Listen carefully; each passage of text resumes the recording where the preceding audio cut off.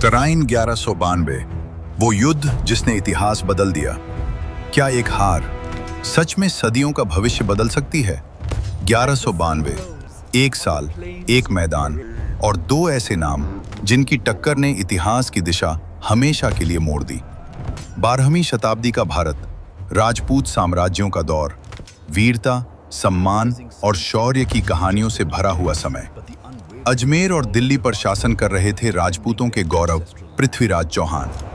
धनुर्विद्या में निपुण, रणभूमि में अडिग और अपने साहस के लिए दूर दूर तक प्रसिद्ध। लेकिन उसी समय उत्तर पश्चिम की सीमाओं के पार गुर से उठ रहा था एक महत्वाकांक्षी शासक, मोहम्मद गोरी।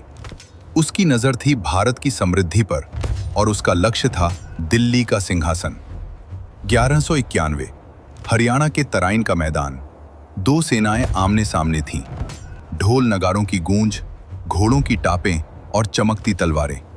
युद्ध शुरू हुआ। घमासान टक्कर के बाद राजपूतों की वीरता भारी पड़ी। मोहम्मद गोरी घायल हुआ और उसे पीछे हटना पड़ा। उस दिन पृथ्वीराज विजयी थे, लेकिन इतिहास की कहानी अभी अधूरी थी। कुछ हारें इंसान को तोड़ती नहीं, उसे और खतरनाक बना देती हैं। गोरी अपने राज्य लौटा, पराजित होकर नहीं, बदले की आग लेकर। उसने अपनी सेना को फिर से संगठित किया, रणनीति बदली, नए घुड़सवार और तीरंदाज तैयार किए और इंतजार किया सही अवसर का। 1192, वही तराइन का मैदान, लेकिन इस बार हवा में कुछ अलग था। रात का अंधेरा, मशालों की रोशनी और अचानक हमला। यह सीधा युद्ध नहीं था, यह रणनीति का खेल था। झूठी वापसी की चाल चली गई। राजपूत सेना को भ्रमित किया गया और फिर चारों ओर से घेराबंदी, तीरों की बौछार, घोड़ों की दौड़ और युद्ध की चीखों के बीच राजपूत सेना बिखरने लगी। सुबह जब सूरज उगा, तराइन का मैदान खामोश था। 1192 का वो दिन इतिहास में दर्ज हो चुका था।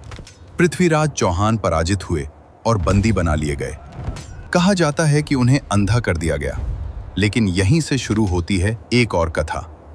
लोक गाथाएं कहती हैं कि अंधे होने के बाद भी पृथ्वीराज ने शब्द भेदी बाण से अपना अंतिम वार किया। इस कथा का वर्णन मिलता है पृथ्वीराज रासों में, लेकिन इतिहास और लोक कथा के बीच की रेखा आज भी धुंधली है। इतिहासकार इस घटना पर बहस करते हैं। कुछ इसे वीरता की अमर गाथा मानते हैं।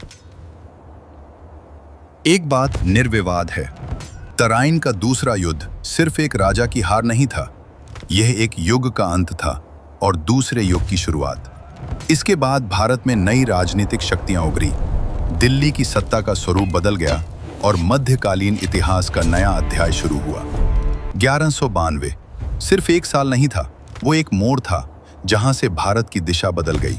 एक जीत, एक। वीडियो अच्छी लगी हो तो लाइक एंड सब्सक्राइब करें।